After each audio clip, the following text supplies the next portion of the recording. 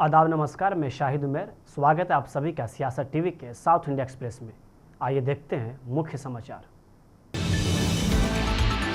तेलंगाना में प्रस्तावित hate speech and hate crime prevention bill 2026 को कई व्यापक प्रावधानों और संभावित दुरुपयोग को लेकर उठी चिंताओं और राजनीतिक बवाल के बाद इसे विस्तृत जांच के लिए एक चयन समिति यानी सिलेक्ट कमेटी के पास भेज दिया गया है। इस बिल में हेट स्पीच और हेट क्राइम के लिए 1 से 7 साल की जेल और 50,000 रुपये तक का जुर्माना लगाने का प्रस्ताव दिया गया है, जबकि बार बार अपराध करने वालों को 10 साल तक की सजा का भी प्रावधान है।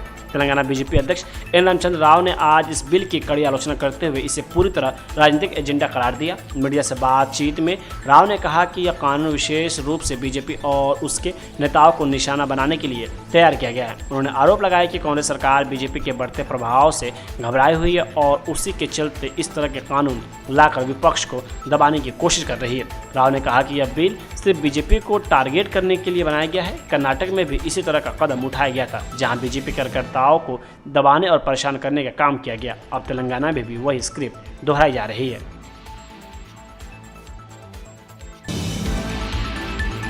बीआरएस के कार्यकारी अध्यक्ष के टी रामाराव ने आज कहा कि आज हम अपने विधायकों और एमएलसी के पूरे प्रतिनिधिमंडल के साथ राज्यपाल से मिले। हमने 3 मांगें रखी। इस सरकार ने बड़े पैमाने पर भ्रष्टाचार और गैर कानूनी गतिविधियों में लिप्तता दिखाई है, खासकर खनन क्षेत्र में। अगर वह सरकार जिसे तेलंगाना के लोगों के हितों की रक्षा करनी चाहिए, जिससे सरकारी खजाने के राजस्व की रक्षा करनी चाहिए, खुद ही बड़े पैमाने पर अवैध खनन में लिप्त है, तो तेलंगाना के लोगों की मदद के लिए कौन आगे आएगा।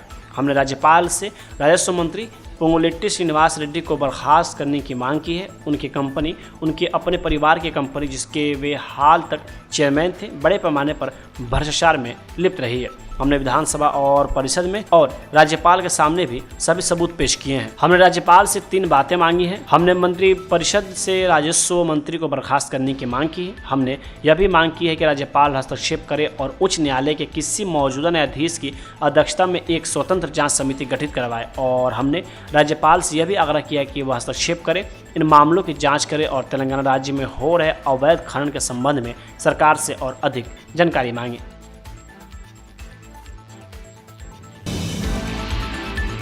राज्यसभा में बीजेपी ओबीसी मोर्चा के राष्ट्रीय अध्यक्ष और राज्यसभा सदस्य डॉक्टर के लक्ष्मण ने मुसलमानों को ओबीसी कैटेगरी से बाहर करने का सवाल उठाया। बीजेपी नेता के लक्ष्मण का मानना है कि धार्मिक आधार पर आरक्षण नहीं दिया जाना चाहिए। उनके इस सवाल के बाद विपक्ष ने वॉकआउट किया। उन्होंने राज्यों की ओबीसी जातियों को केंद्रीय ओबीसी सूची में शामिल करने की मांग उठाई। इसके साथ ही उन्होंने शून्यकाल के दौरान यह मुद्दा उठाते हुए कहा कि तेलंगाना, आंध्र प्रदेश, राजस्थान, गुजरात और महाराष्ट्र में कई ओबीसी समुदायों को उनके संबंधित राज्यों की ओबीसी सूचियों में तो मान्यता मिली है, लेकिन उन्हें अभी तक ओबीसी जातियों की केंद्रीय सूची में शामिल नहीं किया गया है। उन्होंने सदन में कहा कि ऐसा तब हुआ है जब राष्ट्रीय पिछड़ा वर्ग आयोग की सिफारिशें की गई हैं।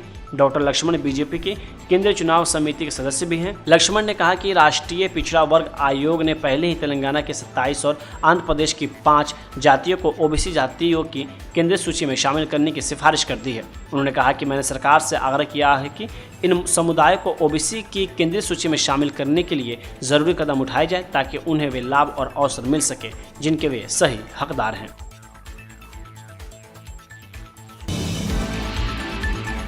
तेलंगाना के परिवहन मंत्री पोन्नम प्रभाकर ने आज कहा कि सरकार इलेक्ट्रिक वाहनों के इस्तेमाल को बढ़ावा दे रही है। वे खुद भी ऐसे ही एक वाहन से तेलंगाना विधानसभा पहुंचे।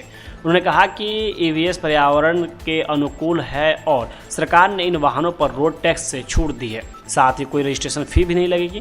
प्रभाकर ने कहा कि तेलंगाना सरकार ने हैदराबाद के एयर क्वालिटी इंडेक्स को बनाए रखने के उद्देश्य से एक ईवी पॉलिसी बनाई है। सरकारी कर्मचारियों को इलेक्ट्रिक वाहनों पर 10 से 20% की छूट दी जा रही है। उन्होंने ईवीएस बनाने के लिए टाटा मोटर्स, ओला इलेक्ट्रिक और गैवटन मोटर्स को धन्यवाद दिया है और दूसरी कंपनियों से भी आगे आने का आग्रह किया। वही आपको बता दें कि नवंबर 2024 में तेलंगाना सरकार ने 31 दिसंबर 2026 तक नए इलेक्ट्रिक वाहनों पर रोड और रजिस्ट्रेशन टैक्स में 100% की छूट देने की घोषणा की। तेलंगाना सरकार द्वारा हेट स्पीच और हेट क्राइम रोकथाम बिल 2026 पेश किए जाने पर बीजेपी नेता एनवी सुभाष ने कहा कि समाज के कुछ खास वर्गों को खुश करने के अलावा और कुछ नहीं है। अगर तेलंगाना में यह हेट स्पीच बिल लागू होता है तो 20% लोगों को इसका फायदा होगा और बाकी 80% लोगों को इससे बहुत नुकसान होगा। अगर कोई मंदिर बनाता है या कोई कार्यक्रम होता है तो हमें अल्पसंख्यकों से इजाज़त लेनी पड़ेगी। हम इस हेट स्पीच बिल को तुरंत वापस लेने की मांग करते हैं। चिन्नास्वामी स्टेडियम में रॉयल चैलेंजर्स बेंगलुरु और सनराइजर्स हैदराबाद के बीच आईपीएल मैच के दौरान प्रशंसकों को बड़ा झटका लगा। चोरों के एक संगठित गिरोह ने मैच का जश्न मना रहे दर्शकों के मोबाइल फोन को निशाना बनाकर बड़े पैमाने पर चोरी की। एक महिला ने इसका वीडियो सोशल मीडिया पर साझा किया। पीड़ितों ने पुलिस की निष्क्रियता पर भी नाराजगी जाहिर की है। वह इस घटना ने सुरक्षा खामियों को उजागर किया। बेंगलुरु पुलिस द्वारा जांच जारी है। जानकारी के मुताबिक स्टेडियम के P3 स्टैंड से ही करीब 50 से 60 मोबाइल फोन चोरी हो गए। एक पीड़ित महिला ने सोशल मीडिया पर अपना दुख व्यक्त करते हुए कहा कि मैच की पहली पारी के दौरान मेरे पति पानी लेने गए थे और उनका फ़ोन चोरी हो गया। हमारे जैसे दर्जनों लोग भी उसी समय अपने फ़ोन खोने से बेहद परेशान हुए। उन्होंने आरोप लगाया कि स्टेडियम में पुलिस इस बारे में शिकायत की, लेकिन उन्होंने कोई उचित जवाब नहीं मिला। बाद में जब वे पुलिस स्टेशन गए तो उन्होंने देखा कि सैकड़ों लोग इसी तरह की शिकायत दर्ज कराने के लिए कतार में खड़े थे। बताया जाता है कि पुलिस ने इस मामले में लगभग 10 से 12 नाबालिगों को हिरासत में लिया है। ये बच्चे टीम की जर्सी पहने और मुफ्त टिकट के लिए घूम रहे थे, जिससे उन्हें संदेह है कि यह एक बड़े पैमाने पर संगठित गिरोह का हिस्सा है। वही आपको बता दें कि इस पूरे घटना के बाद से सुरक्षा व्यवस्था पर भी गंभीर सवाल खड़े हो रहे हैं।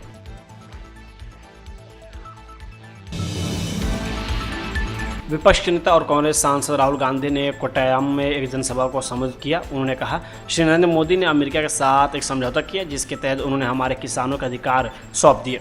आधुनिक भारत के इतिहास में वो पहले ऐसे प्रधानमंत्री हैं जिन्होंने कृषि क्षेत्र को अंतर्राष्ट्रीय बाजार के लिए खोल दिया है। वो भारत के पहले ऐसे प्रधानमंत्री हैं जिन्होंने हमारी ऊर्जा सुरक्षा को दांव पर लगा दिया है। आज भारत अपनी मर्जी से किसी से भी पेट्रोल या डीजल नहीं खरीद सकता। ज़रा सोचिए, मध्य पूर्व में जो कुछ हो रहा है उसके चलते एक आर्थिक भूकंप आने वाला है, लेकिन 1.4 अरब लोगों का देश भारत अपनी मर्जी से किसी से भी तेल नहीं खरीद सकता। अगर भारत तेल खरीदना चाहता है तो वह ऐसा केवल अमेरिकी राष्ट्रपति ट्रंप की अनुमति के बाद ही कर सकता है। इससे ज़्यादा शर्मनाक और कुछ नहीं हो सकता। आगे उन्होंने ये भी कहा कि युद्ध के कारण पैदा हुई अस्थिरता आने वाले महीनों में इस बात को साबित कर देगी।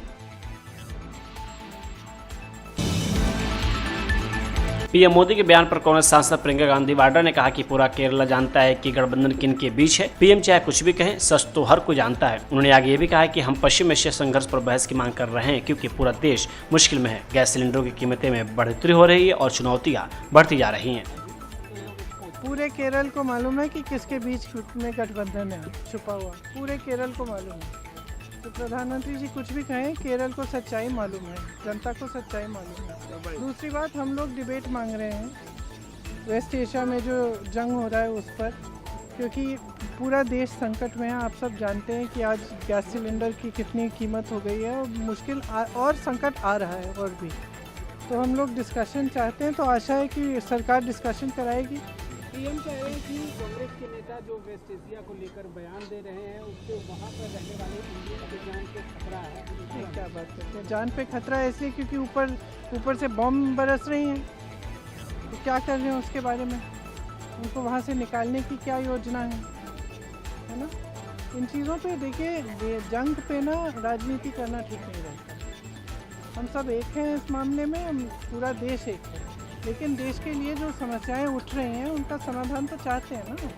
इसलिए हम डिस्कशन मांग रहे हैं कि कोई चर्चा हो, हम भी अपनी सुझाव दें और हम समाधान ढूंढ लें, क्योंकि जैसे जैसे ये जंग आगे बढ़ती चलती जा रही है, संकट भी बढ़ रहे हैं।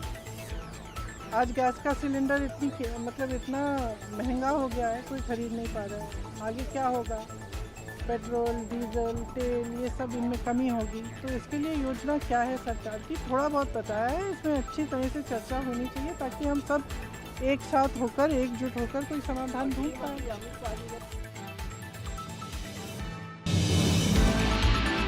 केरल में चुनाव प्रचार के दौरान कांग्रेस सांसद राहुल गांधी ने प्रधानमंत्री मोदी पर आरोप लगाया कि सबरीमाला सोना चोरी मामले में उन्होंने राज्य की माकपा सरकार के खिलाफ कुछ नहीं बोला।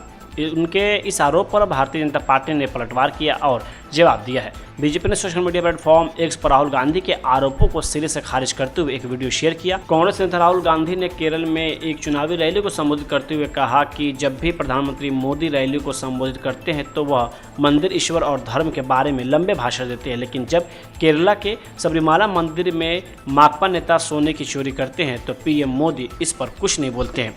बीजेपी ने राहुल गांधी की इन आरोपों पर करारा जवाब देते हुए पीएम मोदी का एक वीडियो शेयर किया, जिसमें मोदी स्पष्ट रूप से दोषियों के खिलाफ कार्रवाई की बात करते हुए नजर आ रहे हैं। बीजेपी की ओर से जारी वीडियो 23 जनवरी 2026 का है, जब पीएम मोदी ने एक सभा को संबोधित करते हुए कहा था कि एलडीएफ की सरकार ने सबरीमाला मंदिर की परंपराओं को नुकसान पहुंचाने में कोई कसर नहीं छोड़ी है। पीएम मोदी ने कहा था कि अभी मंदिर से सोना चोरी होने की खबरें आ रही है।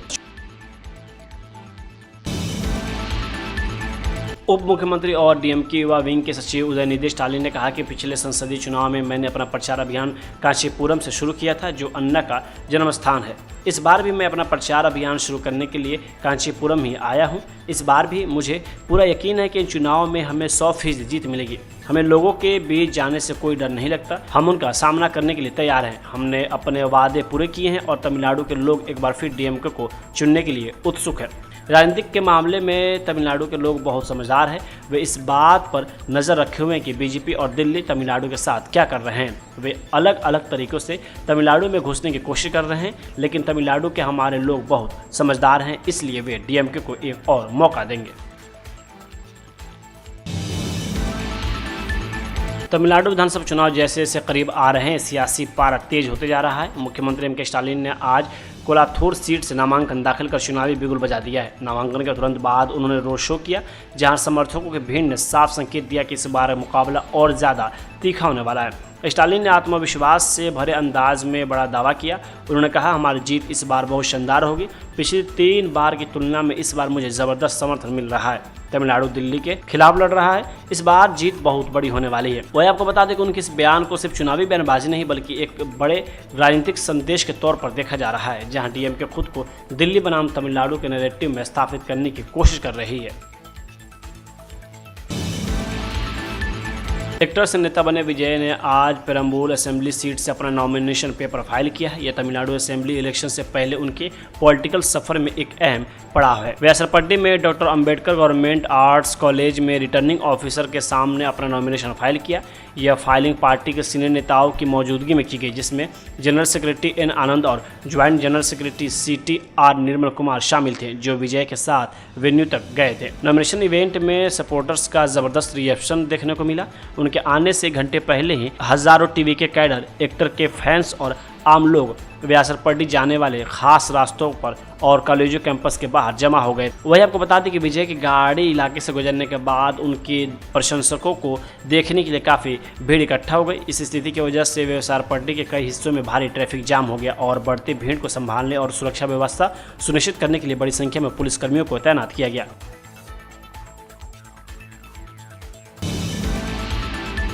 शिवसेना यूबीटी नेता संजय राउत ने कहा कि बीजेपी के अधीन सीमा सुरक्षा बल है और असम में भी उन्हीं की सरकार है, फिर भी वे बार बार कांग्रेस की रट लगाए रहते हैं। पिछले 10 सालों में उन्होंने क्या किया, इसका मतलब है कि वे पूरी तरह से विफल रहे हैं। आपकी सरकार है देश में, असम में आपकी सरकार है, बॉर्डर सिक्योरिटी फोर्स या और सभी एजेंसीज, आर्म फोर्स आपके पास है, गृह मंत्री आप है। कितने बार आप कांग्रेस करें, तो आपने क्या किया 10 साल में? उसका मतलब है आप फेलियर है। तो सबसे पहले आपको प्रायश्चित देना पड़ेगा। पाकिस्तान शिवसेना यूबीटी नेता प्रियंका चतुर्वेदी ने कहा कि आखिर वे किस तरह से गलत जानकारी फैला रहे हैं। क्या सच नहीं है कि एलपीजी की कमी है? क्या यह सच नहीं है कि लोग कतारों में खड़े हैं? क्या इस बात में कोई सच्चाई नहीं है कि एक्साइज ड्यूटी कम की गई है?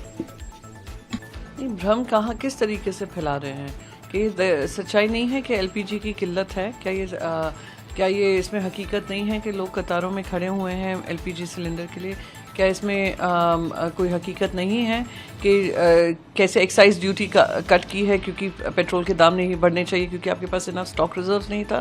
क्या इस बात में हकीकत नहीं है कि 2 साल से पहले जब से ही डोनाल्ड ट्रंप आए हैं वो लगातार ईरान के ऊपर टीका टिप्पणी कर रहे हैं कि हमने ये गेज नहीं किया था कि किस तरीके से ये वॉर छिड़ने वाली है, और खुद प्रधानमंत्री 2 दिन पहले इजराइल पहुंचे थे। तो इसमें गलत क्या बोल रही है विपक्ष, हमें समझ में नहीं आ रहा।